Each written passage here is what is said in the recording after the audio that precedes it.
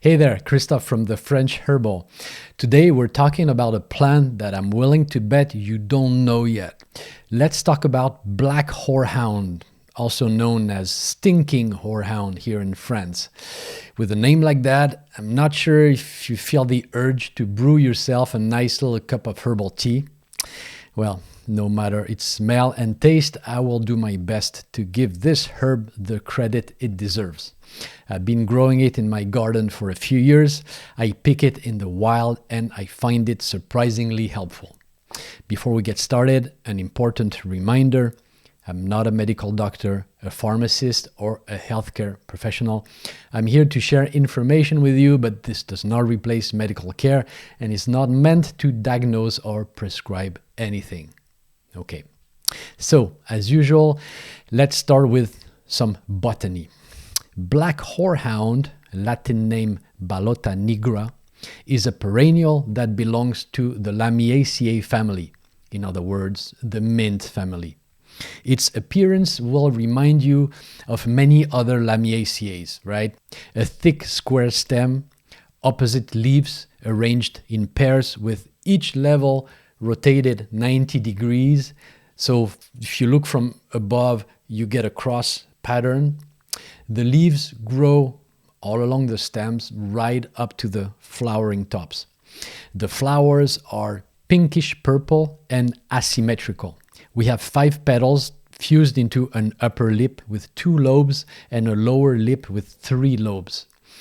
They are grouped in clusters at the base of the leaves and appearing at several levels along the stem. The calyx is composed of 5 sepals fused together, looking like a tube with 5 little spikes. And these are all characteristics of the Lamiaceae family, right? So I repeat, asymmetrical flowers composed of 5 petals fused together, 2 lobes up, 3 lobes down, 5 sepals fused together with only the tips that are separate, forming the calyx. The fruit consists of 4 nutlets, which are technically the seeds enclosed within the calyx. And if you look inside the calyx with a magnifying lens, you'll find those 4 nutlets arranged in a square, right? And this configuration, 4 seeds in the calyx, is another characteristic of the Lamiaceae family. And here let's open a quick botanical parenthesis. You will often hear that Lamiaceae are characterized by square stem with opposite and decussate leaves on the stem, meaning that it has this cross shape if you look at it from the top, and it's got those 2-lipped flowers. So sure, that's true, but figwort, for instance, Scrofularia nodosa, also has all of that. If you know figwort, go check it out. Square stem, opposite decussate leaves, and 2-lipped flower. However, it's not a Lamiaceae, it's a Scrofulariaceae, right? Not the same at all. And in the world of medicinal plants, identification is key. Now, what figwort doesn't have is those 4 nutlets in the calyx. Instead, it has many seeds enclosed in an egg-shaped capsule. Okay, so sorry if I went full botanical geek on you, but that is what we herbalists do when we have time to kill. And yeah, watch Netflix as well, and maybe eat Doritos and listen to K-pop, because we're human after all. That said, for accurate identification, you'll want a proper field guide. If you want to distinguish black horehound from other mints, look at the leaves. The leaves are often wrinkled and crenated, and sometimes they darken around the edges. And sometimes you won't see this darkening in the pictures. For instance, I may show you a picture or two in the video version of this episode, pictures taken by myself. And in my area, the plants do not show this straight, but it can be a useful clue depending on where you live. The most striking feature, and this brings us back to the stinky part of this herb, is the smell. It's hard to describe and everyone perceives it differently, but most people agree it's not pleasant. Dr. Leclerc, one of our renowned French herbal docs in the 1900s, he once described it as the mustiness of damp cellars and smoldering lamp wicks. I'll let you look up what a smoldering wick smells like and, well, just use your imagination. To me, there's also a strong green, like freshly cut grass note to the smell. And taste-wise, it's very bitter. You'll need to chew a tiny piece of the leaf to test it. So yes, foul smelling and bitter. What's not to love?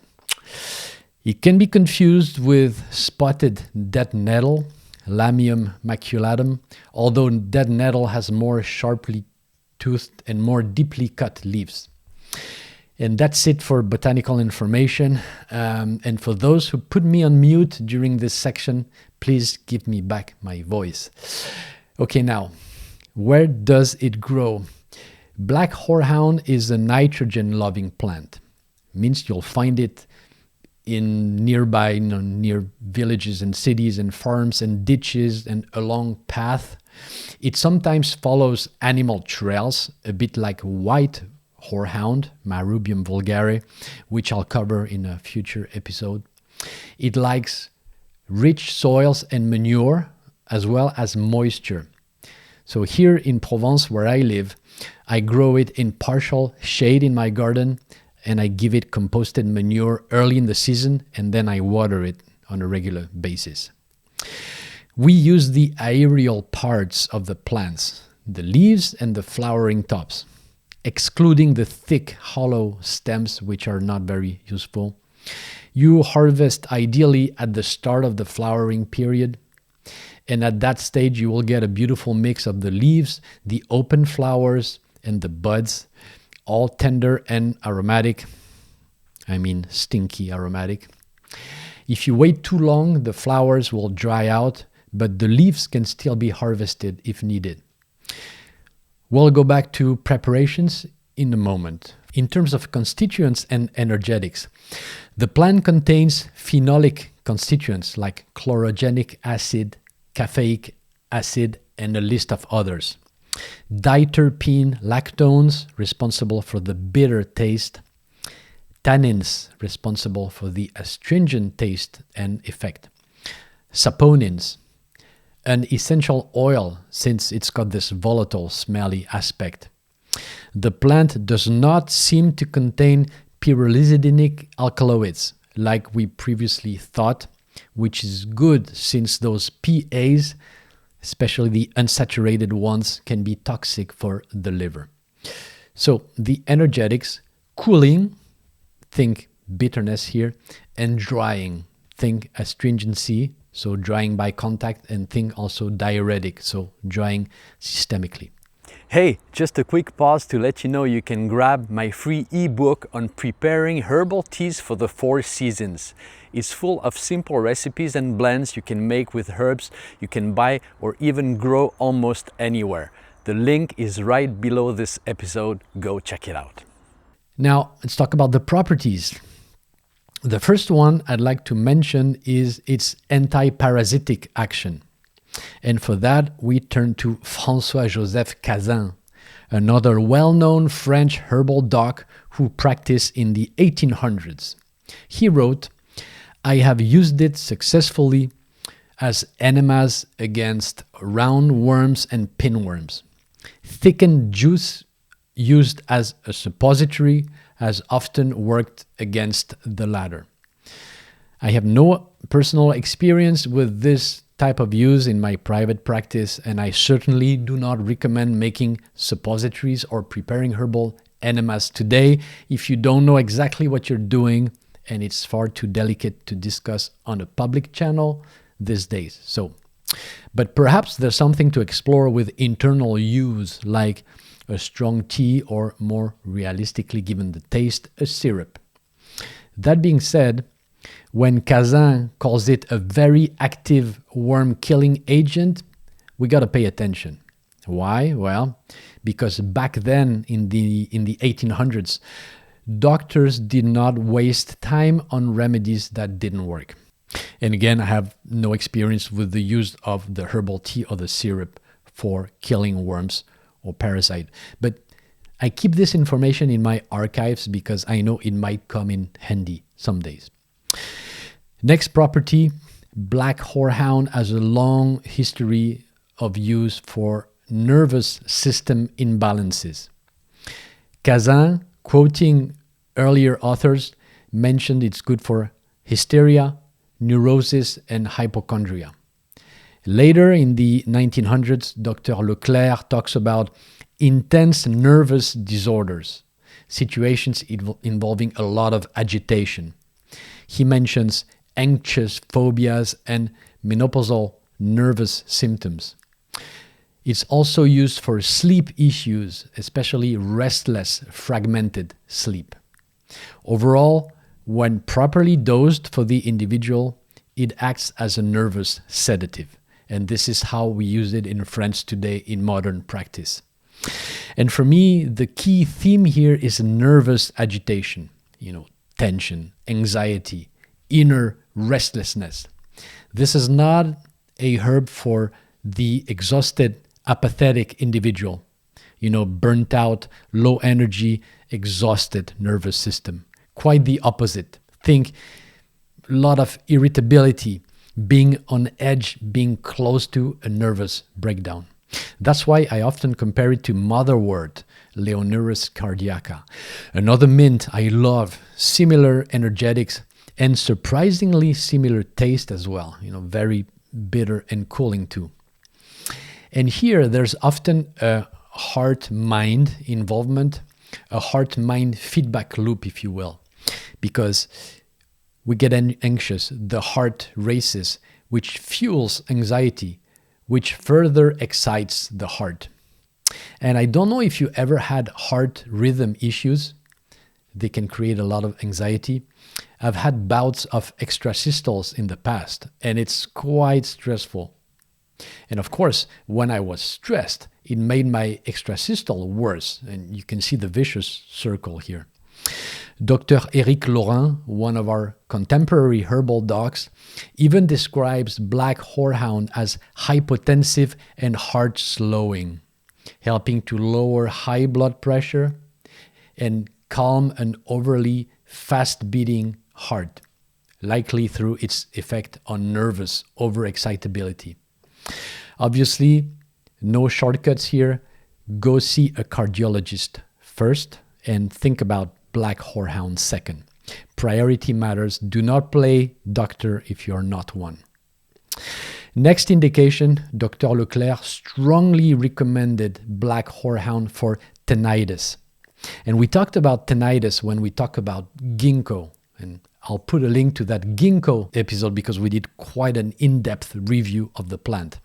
Well, now we can add black horehound to the list of herbal remedies to try for tinnitus. Leclerc claimed that it could truly quiet or at least reduce abnormal auditory nerve activity.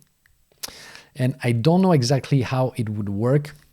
It may depend on the exact causes of the tinnitus.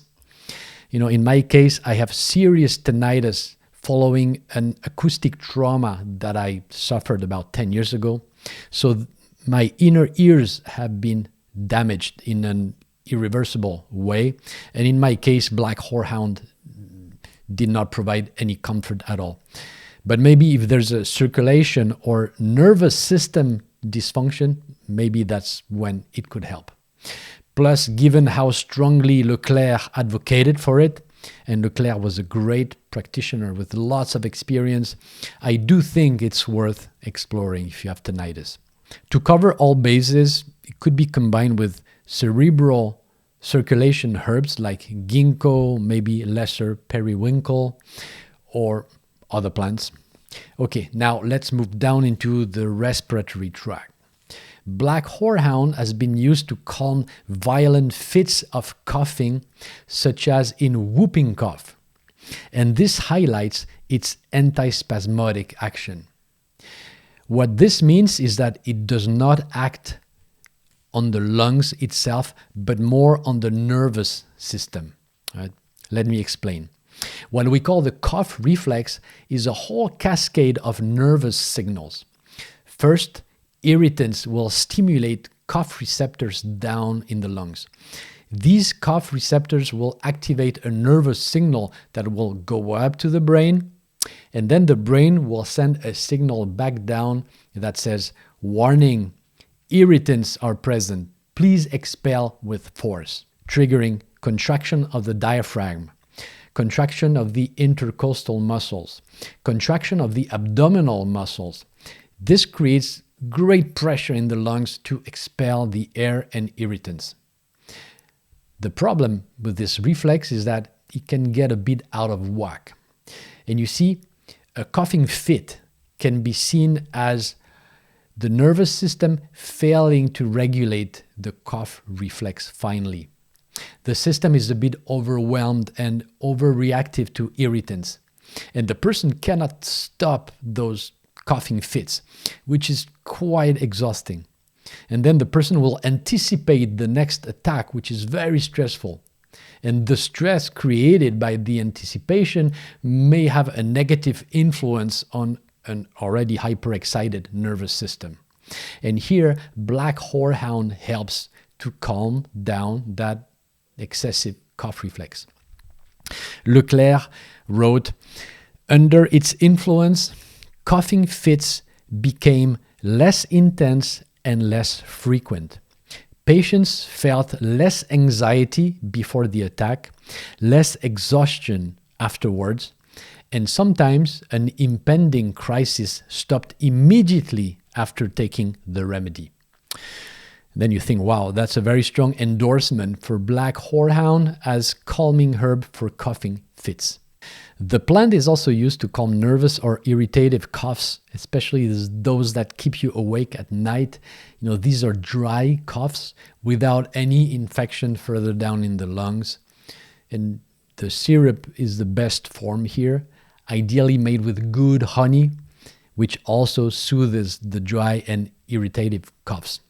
Let's finish with its antispasmodic action. Black Horehound is known to relax spasms of smooth muscles. Smooth muscles are found in the walls of hollow organs, including the stomach, the intestinal tract, the bladder, the uterus. It is found in any tube as well that contracts, like the walls of blood vessels or biliary ducts.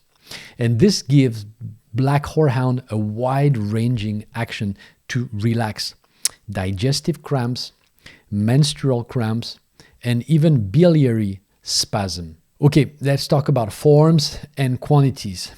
Dr. Leclerc believes the only truly acceptable preparation was a tincture, so a maceration of the plant in alcohol, and the fresh plant tincture to be exact.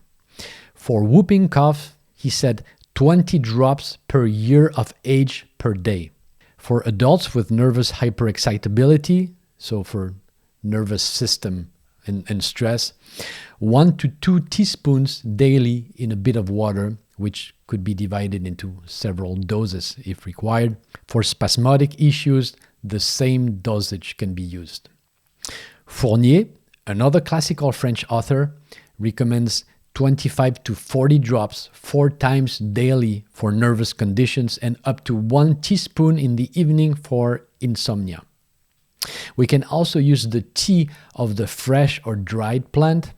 Personally, I can drink it plain. It's not a pleasant tea, but I like bitter plants. A splash of lemon helps. More often, though, it will be blended with peppermint, lemon balm, anise seeds, and other plants to improve the taste. Fournier recommends 15 to 30 grams of the dried plant per liter of water. Valnet recommends 30 grams per liter of the tea, 2 to 3 cups per day. These are older dosages dating back from the 1950s to 1980s, in a period where people could drink fairly strong brews, without the blink of an eye. Today, not so much. So my advice, start low and see how your body responds. The syrup is a good preparation, especially for coughs or to mask the taste. I will explain how to prepare a syrup one of these days. You'll see it's not complicated at all. You start from a concentrated tea, and then you add honey, sometimes lemon juice to add some acidity and to improve conservation, and voila. Multiple daily doses of the syrup may be needed depending on the situation. In terms of contraindication and precautions, regarding toxicity of the plant, not a lot of data exist. I found scattered claims without solid references, so I had to go dig a little deeper. A 1996 pharmacy thesis mentions studies dating back from 1982 and 1989 showing no acute toxicity in animals at various doses. Long-term toxicity remains unclear. Some rare liver issues were reported in children after overdosing on a multi-herb preparation containing black horehound, but attributing causality here is quite difficult in this situation. Some experts hypothesize that the diterpenes in black horehound are similar to those found in germander. And since germander is toxic to the liver, they say, well, black horehound might be as well. But germander's toxicity is more clearly linked to the pyrrolizidine alkaloids than to the diterpenes. So, long story short, no proven chronic toxicity, but out of caution, avoid long-term continuous use. Take breaks or use just for the short term when appropriate. Due to the lack of safety data, black horehound is not recommended during pregnancy or breastfeeding. And I will finish with a lovely tea blend by my colleague Gilles Corjon, a French herbalist and teacher. This blend is for gastrointestinal cramps and is also well suited for menstrual cramps. 20 grams lemon balm, 20 grams black horehound, 20 grams basil, 20 grams German chamomile, 10 grams fennel seeds, 10 grams peppermint, and 10 grams licorice root. Yummy. Use 1 tablespoon per cup of herbal tea. And that is it for black horehound, a forgotten plant that is quite common in the countryside, easy to grow. I hope its bitterness and smell do not deter you from giving it a good try. Thanks for listening. I will see you soon for the next episode of The French Herbal.